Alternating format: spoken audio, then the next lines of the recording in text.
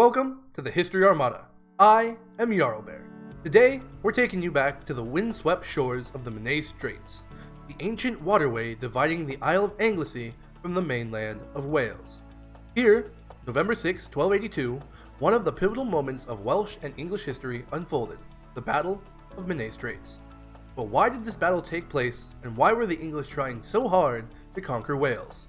Let's go back and find out. Battle of Menai Straits and the English conquest of Wales. So this is a lesser known battle in the overall Second Welsh War, and we're going to do a little dive in here to why the war was taking place and why this battle was so important. So a lot of these words and names are of course Welsh, and they are very consonant heavy, and I do not speak Welsh, but I'm going to do my best to pronounce these, and if I butcher a name or a place, I apologize. But let us dive in. By the 13th century, England was ruled by King Edward I, known as Edward Longshanks, as depicted on the left in the popular Braveheart movie. His reign was marked by ambition and a relentless drive to expand his influence. Meanwhile, in Wales, the last independent Welsh princes, like Llewellyn ap Gruffydd, sought to maintain their autonomy against English encroachment. As pictured on the right side there, you can see the English kingdom, the earldom of Chester, the Welsh princedoms, and how it was cut up at the time. Relations between Wales and England had always been rocky. Welsh territories were often raided, and Anglo-Norman barons held lands on the Welsh border, as I showed you with that map. Edward, who saw himself as the rightful ruler of all British lands, wasn't about to let Wales remain independent. On the left you have a statue of Llewellyn ap Gruffydd, and on the right you have a historic depiction of Edward I. After years of mounting tension, the conflict escalated when Llewellyn refused to pay homage to Edward in 1277, triggering the First Welsh War. However, by 1282, Llewellyn and his brother Dafydd ap Gruffydd launched a full-scale rebellion, setting off the Second Welsh War. It was in this turbulent context that the Battle of Menai Straits took place. The Menai Straits were a strategic location, controlling access to the Isle of Anglesey. This was important because Anglesey and this waterway were essential for Welsh resources and a vital stronghold for Llewellyn's forces. If Edward could cut off Anglesey, he could isolate the Welsh forces. Edward figured, if I can cut them off from their resources and trap the majority of the Welsh forces on the island, then I can cut down the rebellion here and now. You can see on the right, depicted with the red arrows, how they traveled from the English border westwards and then tried to cross into Anglesey and then ended up down by Harlech. The battle came to a head in November 6, 1282. English forces under Luke de Taney were ordered to take Anglesey. Taney and his men built a pontoon bridge across the Menai Straits, aiming to surprise the Welsh with a swift attack. However, the Welsh were prepared. They had amassed archers and they were raining arrows down on the men as they tried to cross the pontoon bridge.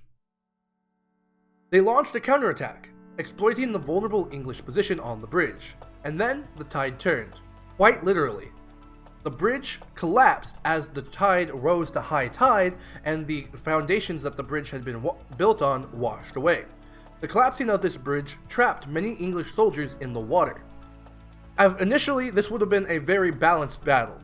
The surprise did benefit the English, but the Welsh were unprepared, and it would have been almost a stalemate depicted and kind of dictated by the numbers, and it would have been a much closer battle. However, with the collapsing of this bridge, it was a bloody rout, with Welsh forces victorious over the English on this day. They even cut down de Taney and killed the Lord in charge. Despite their victory at Menai Straits, the Welsh were outmatched. Edward's resources and relentless determination proved too strong.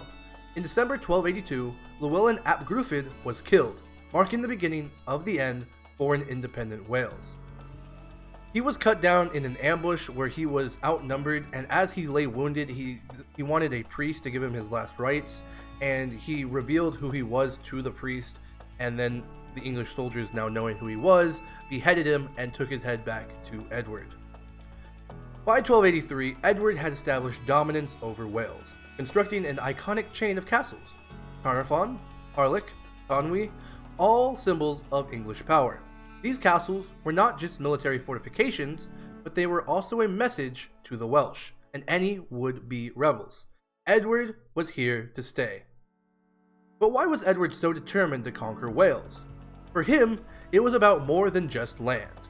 Uniting the British Isles would strengthen his rule and secure his legacy, and it also meant controlling a restless population and gaining access to Wales' natural resources, especially its mineral wealth. You can see here the British Isles 1200 to 1400 with the different eras and the different campaigns that took place between people such as Edward I, Robert the Bruce, and the Irish. It was a very turbulent time, and these 200 years really shaped the modern England that we know today and the modern Britain. Wales had long been a thorn in the side of the English rulers, and Edward wanted to bring lasting peace to his region, on his own terms. The conquest marked the beginning of centuries of English control over Wales, with lasting impacts on Welsh culture, language, and identity. The Battle of Menai Straits was one of the last moments of Welsh resistance against Edward's empire building. Though it ended in defeat, the spirit of Wales remained. Today, the castles and landscapes stand as a reminder of a struggle for independence that shaped Welsh history and identity. Thank you for joining me on this short journey through the history of Wales and the Battle of Menai Straits. If you enjoyed this video, don't forget to like, subscribe, and leave a comment on what history topic you'd like to see next. Maybe I'll do a full dive into Llewellyn, often known as Llewellyn the Great, or maybe more into the actual Second Welsh War and the full spans of that. Either way, let me know what you think in the comment section down below. If you want to see what's going on with my two channels and keep up to date with everything, check out the links in the description of the video. But that is enough for me for today, and as always, I am Jarlbear for the History Armada, and I will see you in our next weekly dose of history. Thank you so much for joining me.